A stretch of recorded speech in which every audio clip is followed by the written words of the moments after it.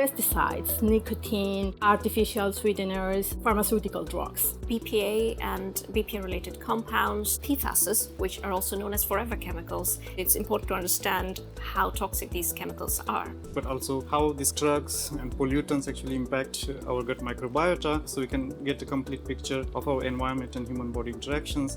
We can also look at personalized medicine, immunotherapy, mechanisms of cell death or apoptosis, and RNA therapeutics. This work is really, really important because it allows us to understand these drugs better and to make them safer by design and to have a real-world impact for patients. I really love working at the toxicology unit because there are so many different problems to be explored and there's always something new to find out, but also it's a really supportive environment. We're able to ask really big, challenging questions. Because we work in a collaborative way, we've got access to cutting-edge facilities. You have expertise at your doorstep, so you can talk to anybody who is an expert in their field. You have the possibility of using techniques that are available in other departments. Having all of these facilities under a single roof, together with such excellent colleagues, is unique. That's the advantage of being a part of a larger structure, which we call as a unit. Being in the MRC Toxicology Unit means being also part of the University of Cambridge.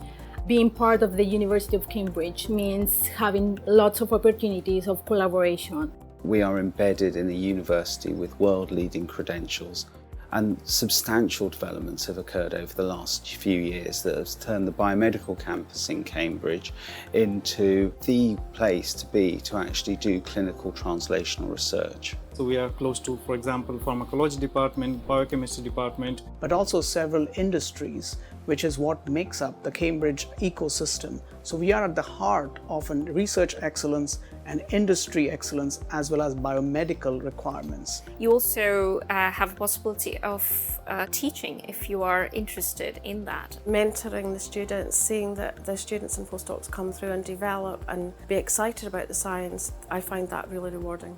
Great students in intellectually stimulating discussions from undergraduates to postgraduates, and with senior professors, Nobel laureates. We meet them all in cafe, and that's what keeps us going through difficult decisions, difficult experiments at bench. Cambridge is an absolutely brilliant place to be a student. There's so much going on all the time, which means that you can expand your education and your research outside of your field, but also you can always find people who are working on similar problems to you. So it's a great place to make a network and to attack ideas or to solve problems from multiple different angles. It's really easy to collaborate with people and to make the connections that we need to drive and deliver great team science.